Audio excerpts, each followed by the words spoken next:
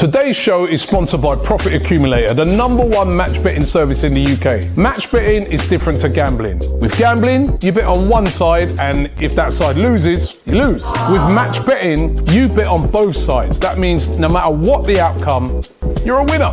When you sign up to Profit Accumulator, they will walk you through the whole process of how to do match betting, and as long as you follow what they tell you, you cannot lose. So what are you waiting for? Click the link in the description right now for your free trial, and you can start earning some real cash. Yes, my people, welcome to the Stats Preview Show with myself, Cecil G, and I've got James B. So doing a massive intro. I've got him here straight away in the cut. I hope everyone's okay. Happy Valentine's Day, everyone watching.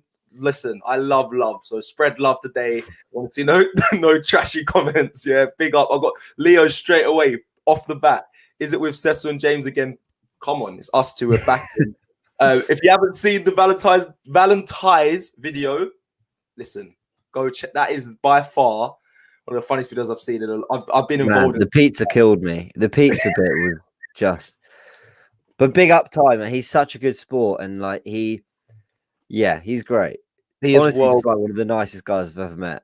He is world class. Listen, we've got a great show lined up for you guys today. We're going to obviously go through the stats, the fun facts, Leeds form. We're going to go through a few bits as we got Leeds today, later on today. But I also want to quickly just say as well today, if you guys haven't followed us already, check out Snapchat, AFTV Media. We do all the behind the scenes on the Snapchat throughout the day. So if you want to know what goes on backstage, the people who are involved, all the little things you don't get to see on the watch alongs between shows, go on their Snapchat, add them up, AFTV Media. You'll have a few little interviews, secret exclusives. It's all good. Right. Whew, let's breathe. Time for the show. James. Smash that, by the way. Well done. Thank you very much. How are you? You okay? You feeling love today? Valentine's Day and that? Am I feeling? I've got to say, not when I woke up and it was just freezing cold, and I was just thinking, I just don't want to get out of bed right now. But we're here. I'm feeling more excited for the game than I was earlier in the week, actually. Yeah, but that guy, Billy Boy, said, "There's the love for you there." Thank you, that guy, Bill Boy. I hope you don't know where I live, but you might do. But yeah, no, I'm glad. It is cold. It's very cold today. People that aren't in the UK, it is absolutely, my hands are freezing. But that's how it is. That's how it is. But yeah, right. Stats, fun facts. Where should we? Fun facts, stats. Oh, here they are. Nice little intro. We're still people. This is still a new show. We're still playing around with things. We're still making this what we want it to be. So every week we're trying new things and seeing what sticks, and some of it sticks. Seems the fun facts are sticking. I think some people actually don't want to admit it, but they find them quite interesting, like we do. Yeah, literally. But let's go through them because I thought there were some interesting ones around this game. Let's start with this first one. In all competitions, Arsenal are unbeaten in their last 8 games against Leeds United, with 6 wins and 2 draws since a 3-2 defeat in May 2003. That's a good one. But that one bodes well for us. Yeah, happy with that. That's a good start. Yeah. So that's a strong start. I think we can be happy with that. Let's look at the next one. Leeds have failed to score in both games against Arsenal under Marcelo Bielsa. The Gunners are the only team in his entire managerial career that Bielsa has faced more than once without seeing his side score. Yeah, I saw this. That is a good one. That's a good one, but it throws me off. Like, they play so open and they really are quite attacking. They press high. I don't know how they haven't scored against. I suppose you could say we have the second best defense in the league, and you can give it that talk, but I am quite surprised with that one. But also, we've only scored 1 goal against Bielsa sides. Yeah, true. So there's that side. So actually, they've been cagier games. I know it's only 2 games, so there's not a lot to go off. Obviously, one of them we got a red card in, and the other's a cup tie. So there's kind of more incentive to not be too open in both those. But yeah, I thought that was an interesting stat. Not scored against us, but anyway, let's have a little look at this next one. Only the bottom 4 sides coming into this weekend have failed to score in more Premier League games than Arsenal this season. 9 Premier League games that we've not scored in. Yeah. Do you know what? That's a real worry. That is bad. That's guys, make sure you stay with us for the pre-match build-up show. There's going to be a stat around that actually that I'm going to bring up, but that is poor. When you see the teams that we're around that haven't really been underscoring, it might make you think, oh, yeah, this isn't good. But that bodes to the question of we look at our attackers, and I suppose we've got to break that down later as well. But absolutely, and we will. And I mean, there's so much coverage for this game going into today, so do make sure to join us at 2:30 for the build-up show as well, because we've got a lot to talk about. Unfortunately, we're gonna have to revisit that Villa game, but it's all the intention of helping our team. Yes, yeah. Hold on, got a super chat here from Jenna Sponsor. So absolutely frozen over here in London. Yes, it is cold. Yeah, but, here we go. Arsenal are unbeaten in their last 27 home league games against promoted sides, with 23 wins and 4 draws since losing against both West Brom and Newcastle in the 2010-11 campaign. Now, I know this is expected, but this is actually a quietly very impressive stat. Would you not say?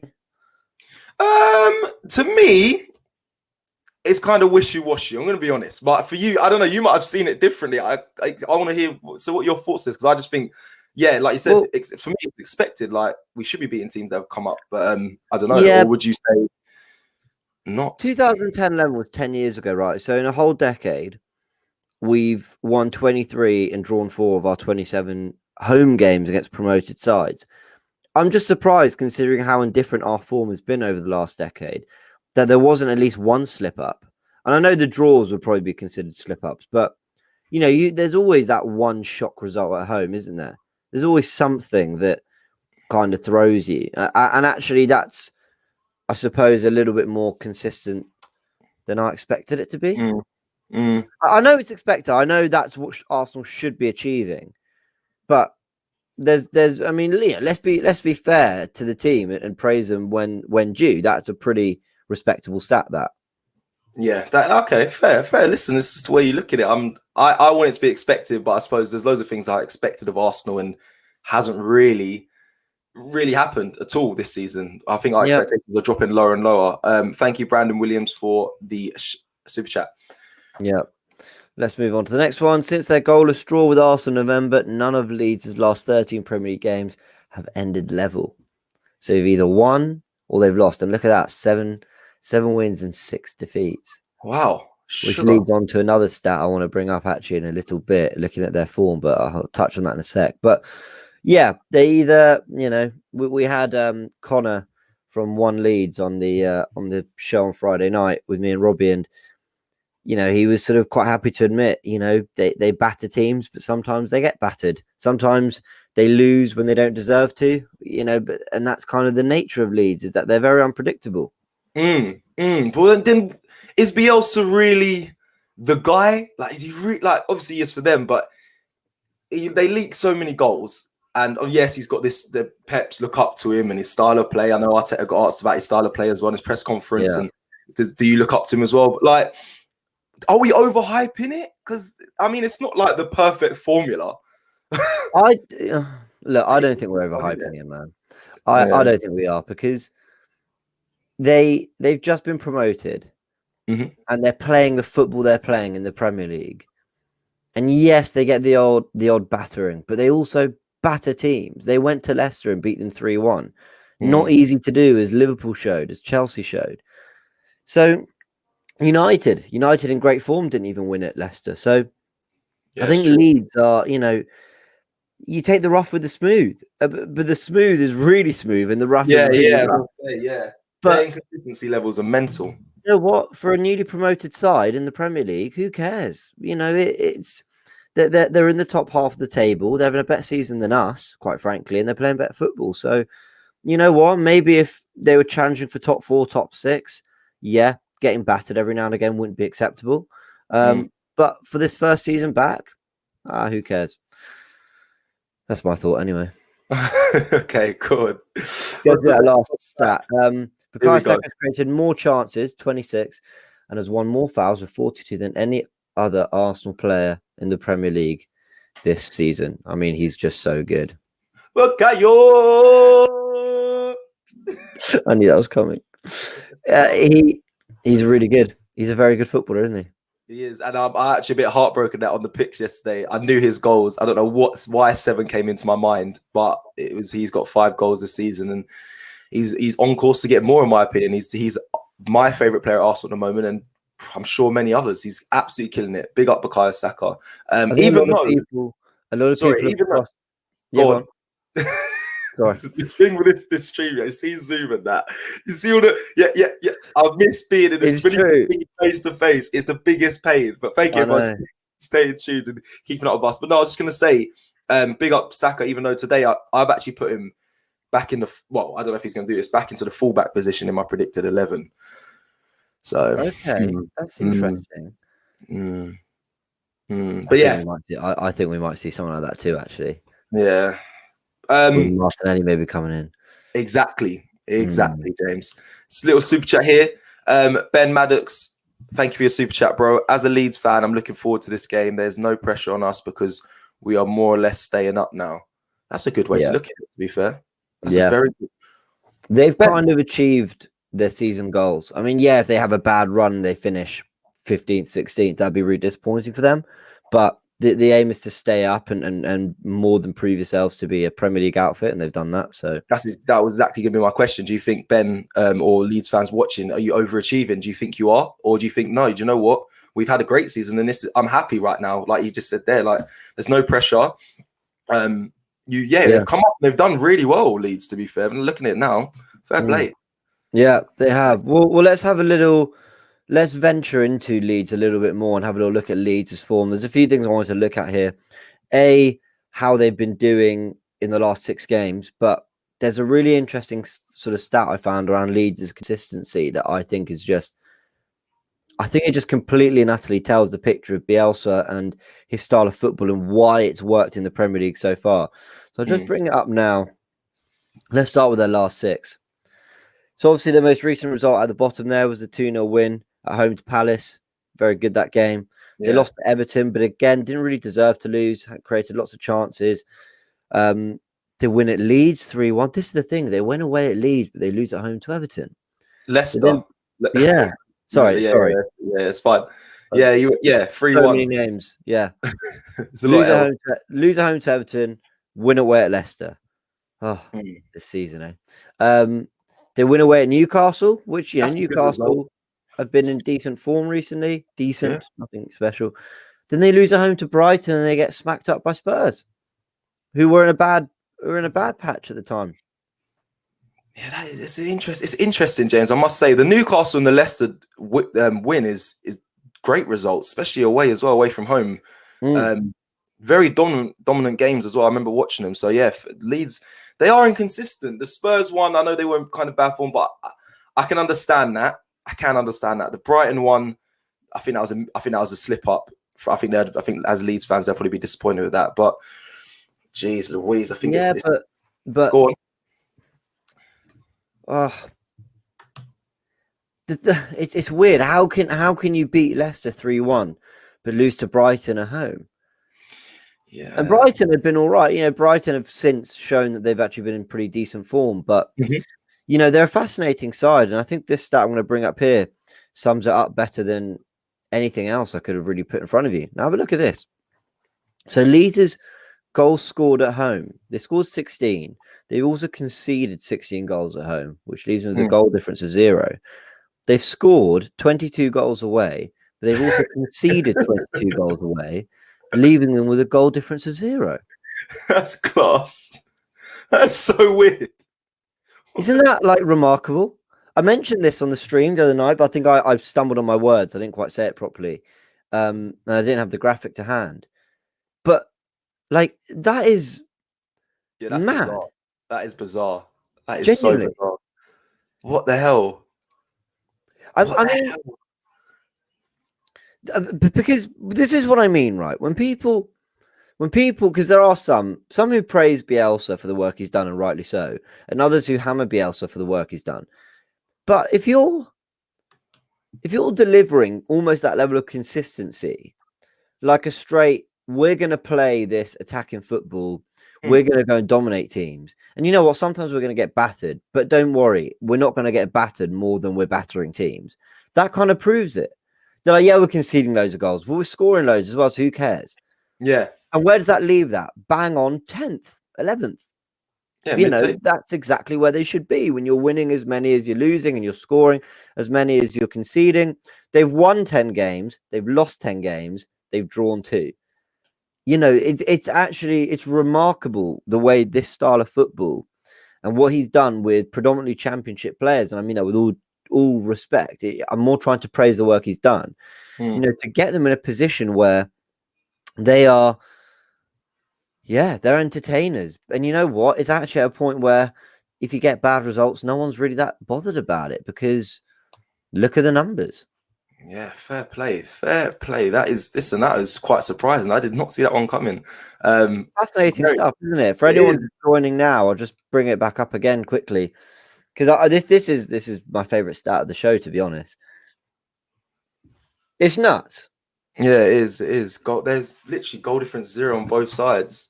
So what does that play out for us today then? What that kind of says that the game's going to be a draw, really, isn't it? What were they?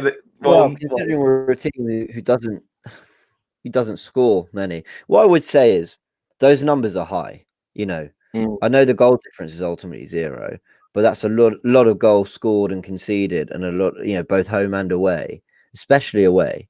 So if they're 6 goals more expansive either way when they're away from home. You know, they seem to be more open, but they also seem to be more exciting away from home, which is sort of quite a weird thing. I do think this sets up for what's going to be, I mean, a really exciting game of football. And as that Leeds fan said, if there really is no pressure on them, they'll just come and play. And I think we might have a really, really open game on our hands. I think we will. My score prediction, guys, I want to know your score predictions in the comments. Mine's 3-2, a little wretch 3-2 today. Yeah, same. Yeah, I went for that as well. Oh, seriously? Yeah. That is very interesting. I said 3-2 either way, so don't know. No, I went 3-2 to Arsenal just because. Okay, let me ask you this actually, because it sort of ties into what you just asked. If we lose, that'll be 3 Premier League defeats on the bounce. Are we back into crisis territory? Yeah, we're back into the run that we had. Thank you for your super chat, Proper. It's back into the run, James, that we had back before Christmas. I mean, before the new year, like where we went on that losing streak. It started at Wolves, again. And then it's carried on, and we haven't won. And if we lose again today, I want crisis. Well, I think we've gone through a crisis already this season. It's just it's more damage limitation. I think if we keep losing and just trying to pick up points and focus on the cup, the Europa League. So, yeah, bro. I think this would classify as borderline crisis again. And I don't mean to. I'm not trying to fuel the fire or be super negative or anything. But if you lose 3 games in a row, 3 that I know we're on bad form. I know Villa have been good form. I know Leeds are a decent side, but there's still 3 games that actually you expect us to win, even with the way our season's gone. You expect us to beat an out of form Wolves. You expect us to at least put in a good game against Villa, maybe draw or whatever, but you know, do something more than we did. And then you expect us to beat Leeds at home, as good as they've been. You still expect us to do that. I just think, listen, obviously I'm quickly pop up this stat here. I'm sure it's this one. Is it this one? Leeds have failed to score. So Leeds have failed to score in both games against Arsenal under Marcelo Bielsa. The Gunners are only team in the entire managerial career that Bielsa has faced more than once without seeing his side score. So on the stats side, it's good. It's supposed to be a low scoring game, but like I said, I think 3-2. And if I'm honest, it will go into a crisis, James, because we had our window. We've got the deadwood out. We've brought in players to strengthen the squad. So we went on the run we wanted to. We said put together a good run, don't lose for a good chunk of games, and rack up points. And we did that. And then we've dropped 6. Yeah. Let's do James Dwyer. If over starts and gets and game is really open, what position do you think he'll be most effective, on the left or down the middle? Great question. James, you wanna? let's put it this way: if I'm playing over today, I'll play him down the middle personally. Because I'd be thinking about it more as resting Laka and giving Martinelli game time and things like that. I think if Aubameyang's playing on the left, that means you're probably resting one of Pepe or Saka. I don't really want that. I'd like to see Martinelli get more game time. Who, by the way, did an interview the other day. I'm still yet to watch it, actually. I think he did an interview with Premier League Production speaking English for the first time. Or first time I've heard him in an interview speaking English, which was... I mean, you know, he only joined a year and a half ago. His English was really impressive. It was, I mean, big up to him. Okay, fair. I'll definitely go watch that. Any Arsenal fans out there as well, go give it a watch. Yeah, I would say you have to put Aubameyang down the middle if he starts or if he comes on, only because I would have Martinelli on the left, and I would prefer him to do the pressing duties, the defensive duties over Aubameyang. I know Aubameyang more of as an in-behind runner. He does work hard, but when it comes to the defensive side, you'd rather have him be the last man on the shoulder running in behind. So that would be where I would want him to play over than being on the left side. Yeah. TT Gaming says, guys, with crisis talk, you're fueling the negativity. Please don't. But TT Gaming, right? I get... I was going to say, I get what you're saying. I mean, I don't really, because how else would you describe 3 defeats in a row, languishing in the bottom half of the table in February, out of every cup competition, with Benfica in the Europa League? How else is that not a crisis? I mean, don't get me wrong. Like, I will trust the process and back Arteta and be patient. But let's call what's the saying? Let's call a spade a spade. Let's say how it is. Yeah, let's call a spade a spade. Really poor for Feb, having had the window we wanted, the clear out we wanted, built the squad we wanted, developed the youngsters we wanted, and to be in that position mid-February, knowing that the Europa League is our only chance of having. I'm not saying European football. It's our only chance of having any respectable campaign whatsoever, and we're saying that by mid-Feb. That's disgraceful. That's even this time last season, when we went into Project Restart, and people won't remember this because we ultimately finished 8th. But when we went into Project Restart, if Arsenal had put together a pretty good run, we would have been in the hunt for top 4 because Leicester were crumbling. And you know how I know that? Because United did it, and we weren't miles off them. But we didn't do it, and this is what. So we went into the March-April fixtures with top 4 still potentially achievable. So if by Feb it's all out the window, that is crisis talk. So I don't care what it's fueling. That's how it is. The realist. Go on, James. Go on. No, it's true. Like, do you not think the same? Yeah, I know. I think if we lose 3 on a bounce and the position we are, and we're out of pretty much every cup, obviously bar Europa League with Benfica, then it's poor. I think we've been through a crisis. I'm not fueling no negativity. We've been through the crisis. We're probably heading back in if we get 3 on the bounce, 3 losses on the bounce. So I don't know, but again, I've been Arteta in, so we've got to give him the full season. But it's going to be a crisis. I'd always give him the full season. Yeah. Yeah. How else I don't know how else you describe it. We were going through a poor run of form again.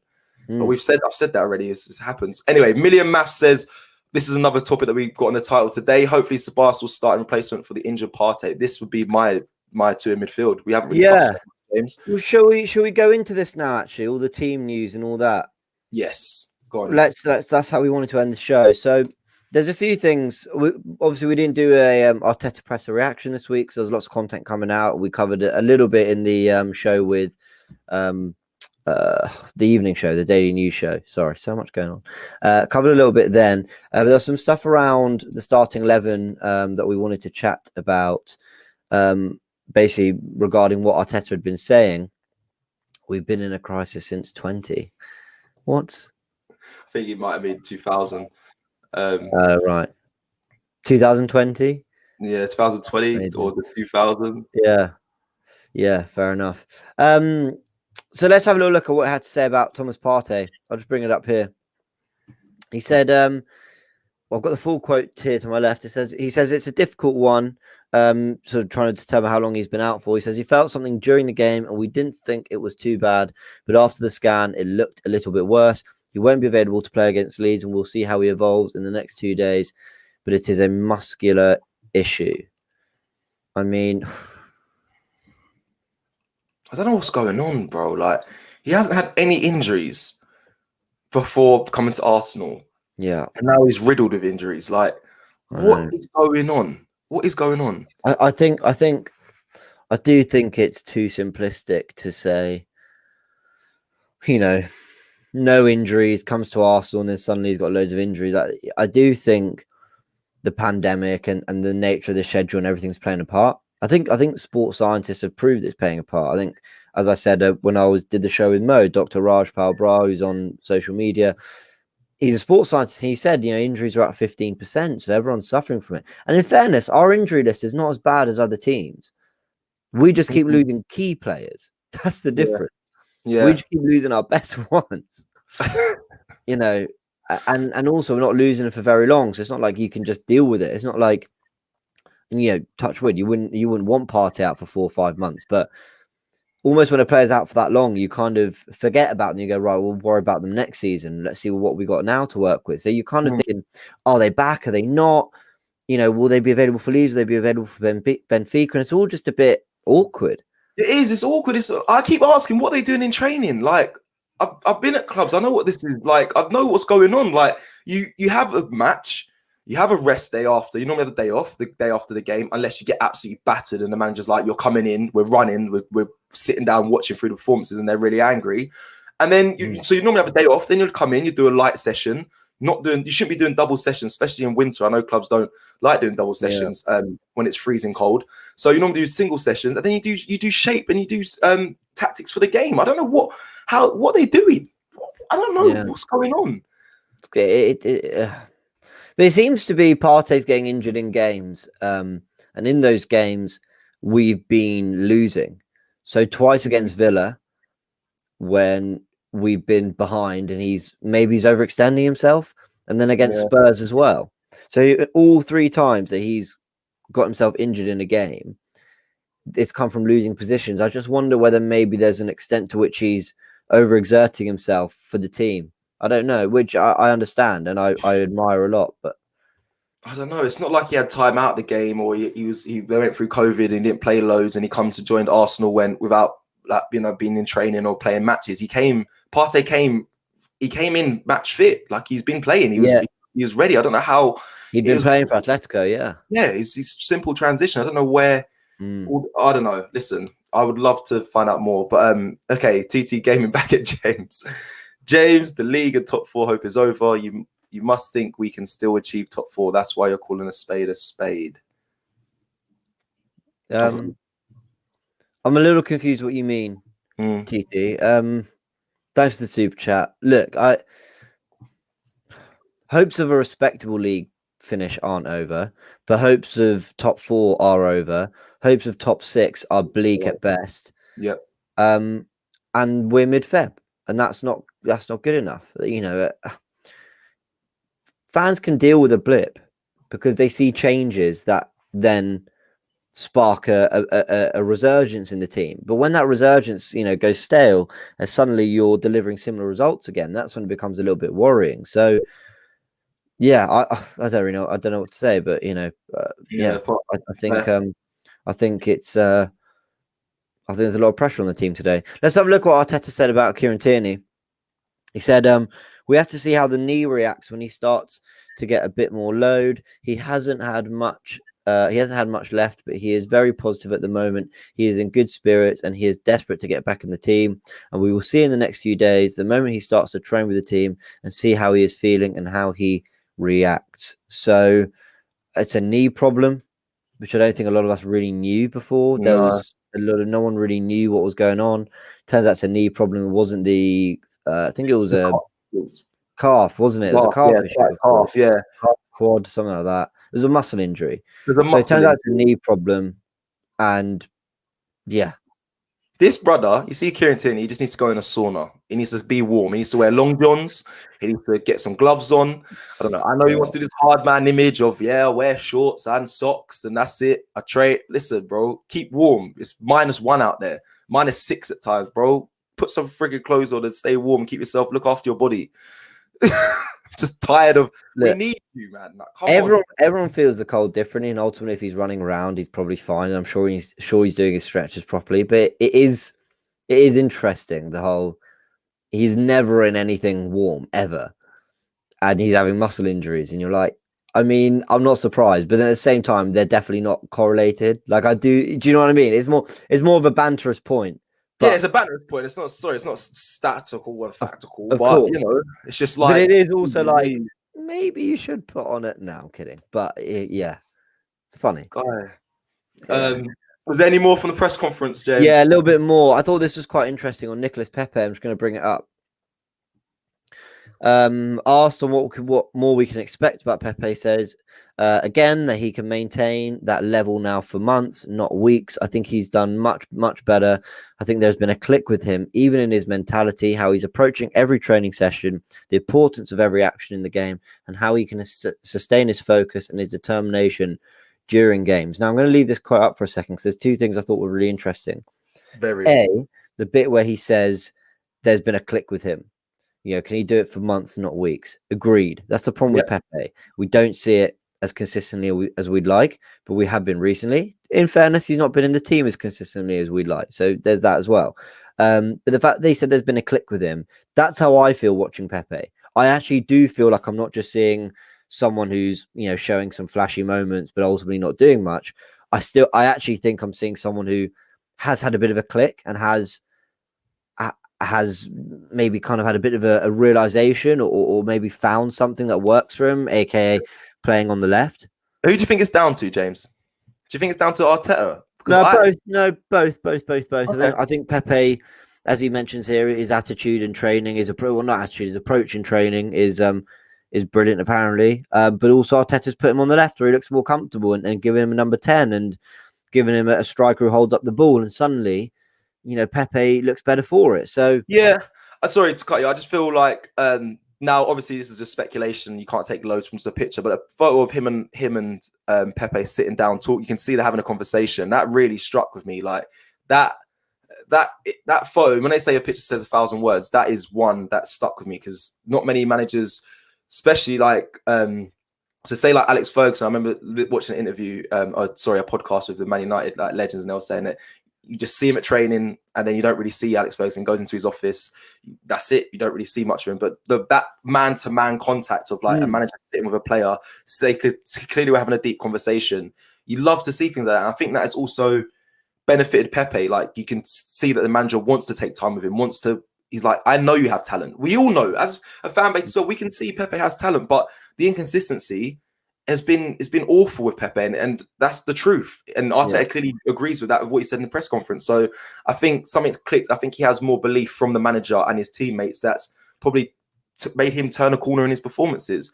Also, guys, as well, I see your comments. I think people are asking as well, quickly, James, who would you have, Martin Odegaard start or Emile Smith-Rowe today? I think we both agree. Yeah, I mean, we'll go through that in the build-up show in better detail, but I would go for Odegaard today, actually. Yeah, I would. I think you're spot on about Arteta and Pepe. It does look like the man management side of things has been better towards Pepe. Maybe a bit of an arm around the shoulders helped. And also, but there's been a tactical tweak, and that's helped as well. The other thing I thought was fascinating from that quote, which wasn't written in the graphic there, where he says, he talks about his approach to the game, and he says his understanding about the importance of every action in the game and how he can sustain his focus. Now, what I thought was really fascinating about that was it kind of gave you a little glimpse into Arteta's formula, in that he's like, some coaches, and this is not a criticism, they coach, but also it's vibes, it's press, it's energy, you know, but you know what I mean? It's instinct. It's I'm going to give you the freedom. Some coaches is in certain situations you need to do this, but in the final third you do what you do. Arteta seems like a bit of a chess player. When you're here, you got to do this. When you're there, you got to do that. And there's a million and one combinations in football. So you can't coach everything, but what you can do is tell them where to be and what their natural and instinctive movement should be in certain situations. Yeah. And I think that quote almost confirmed something I thought about Arteta, which is that he's an incredibly meticulous manager who wants things done a very particular way. And unless the players, as he said here, like, understand the importance of every action and can buy into it, that, basically. Yeah. right, you won't see the best of Arteta's football, which is why I say wait till he's got more of his own players, because when he does, hopefully that will click more. But it does take patience. I think that only works for a certain type of player. I think Arteta needs to, the certain type of players that he's bringing in, because Pepe, in my mind, is not that sort of player. He is a raw, talented, skillful player. I'm 100% sure he doesn't like being a systematic player. I hated being a systematic player. I hated it. You have to be here. You have to do this. When we attack, this is the passing patterns. You have to be at this position when the ball's there. It just destroys your freedom and your rawness and your ability to beat players. I think, remember, I always said I wanted Wilfried Zaha, but he's a person that's not a systematic player, in my opinion, either. He kind of is a free roam sort of player. So I think that's why Pepe has struggled. I believe, obviously, Arteta seems that he's, like you said, he might be turning the corner, because he might have got into his head and said, listen, for this to work, I need you to do this, and you can have your moments maybe in this section of the pitch. I'll let you can do whatever you want. I think that's probably how he's been. I think so too. Another player, this isn't a Willian bashing whatsoever. In fact, I'm sticking up for him here. Wait, this is not a what? A Willie bashing? Great. That's getting clipped up. Willian bashing. Oh, God. Now we've had internet problems. Oh, there we go. It lagged for a sec. Great work, Seth. But he is someone who has suffered, I think, from this kind of Arteta way. And I think he said as much in an interview, didn't he? I think he said that he was basically, Arteta wants things a certain way, and that he's kind of getting used to the amount of instruction. So I think he's suffered from that as well a little bit. But anyway, let's move on. Comments are going off. Of course they are. Why do you like this? You can't say Willian, and you can't say you can't. Come on, bro. Come on, man. You can't say Willian, but it's Valentine's Day. Willie Bush. Yeah. Anyway, we'll move on. But listen. Hopefully, Willian does more than what he's doing for Arsenal at the moment. I tell you what, he's getting stick, and if I'm honest, he hasn't been putting in performances. I've spoken to a few players actually, and people that have worked alongside him or met him and stuff, said he's a really nice guy, and I was like, yeah, that's all well and good. Yeah, like I bet he is. I'm sure he is, and I'm sure Willian is. But bro, we need these performances, because yeah. Last, I don't know if you got a last quote. If one last thing about Martinelli, just really quickly, and I'll shoot through this super quick. Basically asked about sort of Martinelli, why he's not been playing as much. I thought this was really interesting, because I think we'd all been wondering why Martinelli wasn't playing as much as we'd have liked. Now, this is long, so I'm just going to quickly fly through it. He basically talked about how when he came back, he did really well, but he picked up another injury. So they're kind of managing him in a little bit. He then says, don't forget that we played him last time against Manchester United, and he started ahead of other players. So it's not like he's getting opportunities. He says, we know that he's got huge potential, and he's done some really good things since he came back. He has a lot of things to develop in his game. Of course, at his age, it's normal. He came in for a different league, all this stuff. What else does he say? He hasn't had a preseason, and he's also probably got a little bit of anxiety from being so willing to do well and to feel important because he's a big signing. He said all those things add up, and he broke down again. I think this is the injury. So we have to be patient now, and he needs to recover properly because he's going to be key for us. So I just flew through that. Go back and listen to it again if, I sort of just sped through that way too quickly. But in short, he's saying we've got to manage his injuries. We've got to look after him properly. But he's going to be big, and I thought that was good to hear. I think the fan base needed to hear that with regards to Martinelli. Definitely, and hopefully he starts today. I definitely want to see him involved. Maybe not. He may be trying to manage his injury. That might go against what you just said, but hopefully he does start today. And quickly, James, just a quick little roundup of what you said about. I know you haven't got the graphic, but about Balogun in the press conference, because I just want to hear it because it makes me happy. Yeah. So we went through it just very briefly in the live the other day, but he says, asked about whether Balogun will leave at the end of the season, he said, no, I'm still very positive that Flo is going to stay with us, and it's what we're trying to do as a club, and it's what I'm trying to do as a manager. As far as I know from last week, the player wants to be here, so I'm positive. I think he's made some big progress in a few months. Wicked. Big up. Hopefully Balogun stays. Hopefully he does get integrated, because that's what we want to see. I'm sure many of the fan base agree. Guys, ladies and gentlemen, thank you for watching. We have kind of overrun, but it's fine. There's not really a time limit, but we have to head to the studio today as it's match day, and we have to get all the stuff prepped for you guys for the pre-match build-up show. Start at 11, watch along, and then the aftermath with the fan cams. So we will see you later. Please stay tuned for more AFTV content. Check out the Valentine's video if you haven't, because it's world-class content in my opinion. Have a great Valentine's Day and spread love. Yeah, Valentine's Day, even if you're single. And remember, no willy bashing. Take care. I hate you. I hate you. Today's show is sponsored by Profit Accumulator, the #1 match betting service in the UK. Match betting is different to gambling. With gambling, you bet on one side, and if that side loses, you lose. With match betting, you bet on both sides. That means no matter what the outcome, you're a winner. When you sign up to Profit Accumulator, they will walk you through the whole process of how to do match betting, and as long as you follow what they tell you, you cannot lose. So what are you waiting for? Click the link in the description right now for your free trial, and you can start earning some real cash.